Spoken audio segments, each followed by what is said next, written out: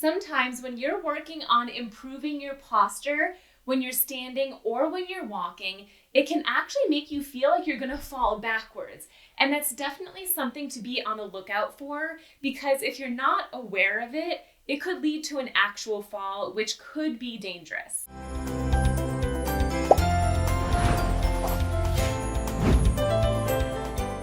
Thanks for tuning in. I'm Dr. Gretchen Hawley, physical therapist and multiple sclerosis specialist. This tip can be so important in helping you maintain your balance while also improving your walking and improving your posture. But you have to be aware of these two strategies to prevent yourself from falling backwards. Let's first talk about why that might happen in the first place.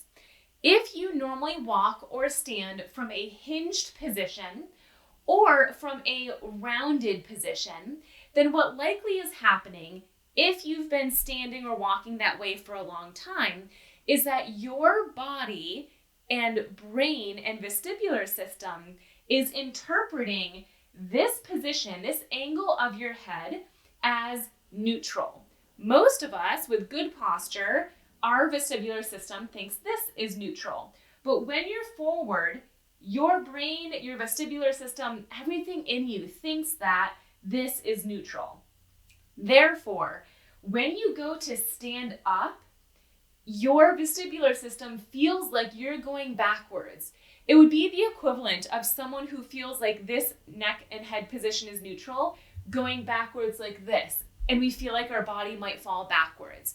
It's important to know that this exists because you wouldn't think of your vestibular system. Most of the time that we're trying to stand up taller, we're mostly just focusing on our posture, on our upper back, using our glutes and our hamstrings to straighten us up. We're very rarely thinking about the effect on our inner ear system. But when that system is out of whack, it can make us feel like we're falling backwards. Not only that, but another reason this can happen is where your body weight is in your feet. So if you are normally hinged forward or rounded, your body weight might be in about the midfoot, so right in the middle of your foot here. And then as you stand up, without you meaning to, you might be putting more weight in your heels. And when you put more weight in your heels, oftentimes your vestibular system and your muscles, every part in your body, feels like it's falling backwards. So another trick that you can do is become aware of where your body weight is. And when you're standing up taller, focus on keeping your body weight in your forefoot or in your midfoot. I'm going to show you two exercises so that you can actually implement this into your day-to-day life. Let's first start with an exercise that you can do to prevent your vestibular system from feeling like it's falling backwards when it thinks that this position of your neck is neutral.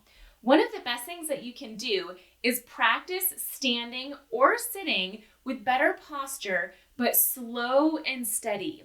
You wouldn't want to go from being hinged or rounded all the way up to a tall position.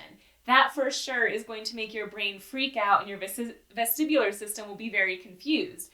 But what you would want to do is go from your hinged position or your rounded position and maybe start here. So I only came up about maybe 1 inch and stay here for a while. Maybe you practice standing here, maybe you practice walking here, but you're only up a little bit higher from your normal. And you would stay doing that for anywhere from a few weeks to even a few months.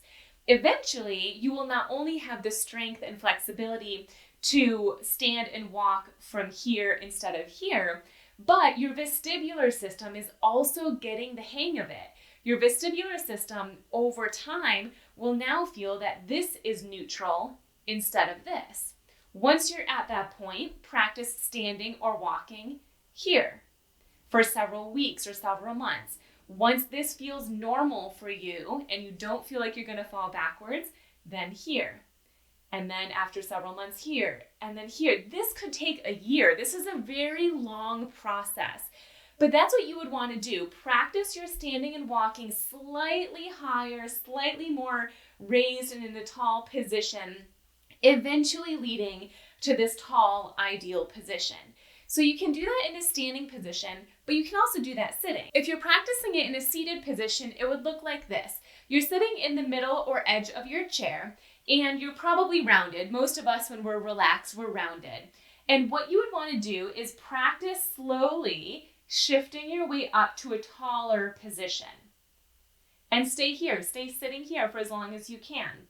And you work on endurance training over time. So maybe at first you can hold it here for 1 minute. Work your way up to maybe 5 minutes. And then eventually you're going to go a little bit higher.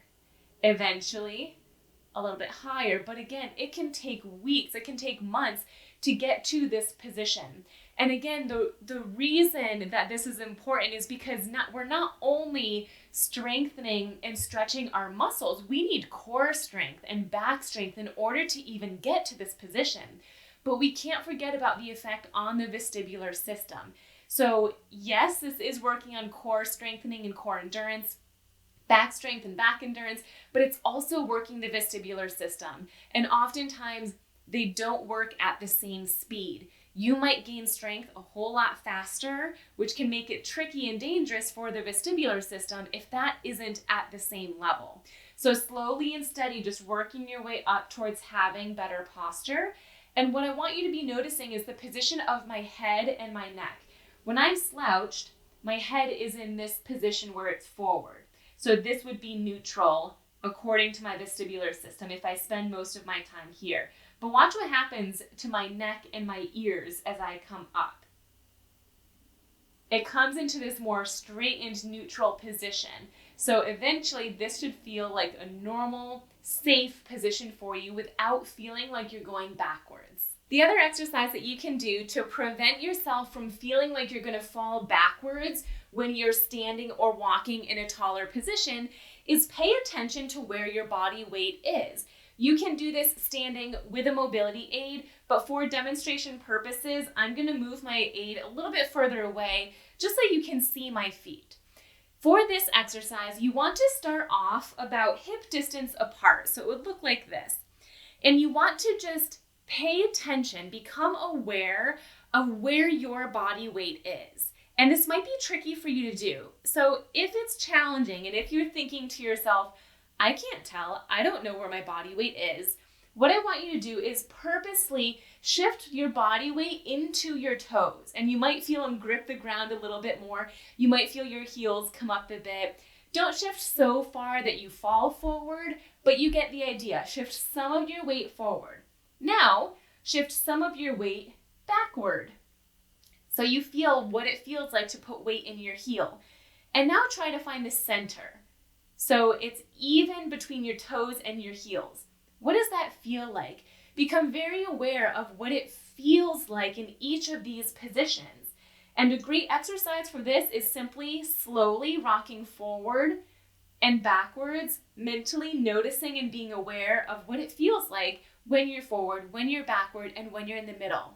Once you're aware of what it feels like, then you will bring your walking aid back and you'll practice standing up taller while keeping your weight in the midfoot. You might find that when you come up taller, you start to shift your weight in your heels, which we don't want. And so as you're practicing your posture, even if it's just standing, stand, but keep the body weight in the middle of your foot. You don't want it to be too far forward. That's when your rollator can start to run away from you. You also don't want it to be too far backwards because you can come backwards. So try your best to find that neutral midfoot position. I hope you found these exercises and tips helpful. Part of treating this condition is being aware of the possibilities of what can potentially cause you to be off balance, and then giving yourself the tools and exercises to reduce the likelihood of it happening. If you like the videos like this, please feel free to check out more of my content on my YouTube page and in my online MS Wellness program, The Missing Link.